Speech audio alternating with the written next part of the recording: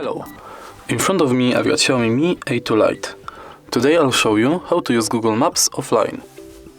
Let's start with opening Google Maps, and now tap button in the right corner.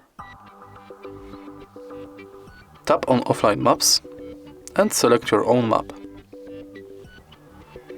Now adjust map you want to download and wait.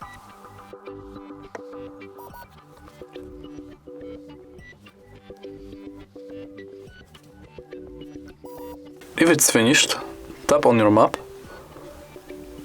and now you can navigate offline in the area you download.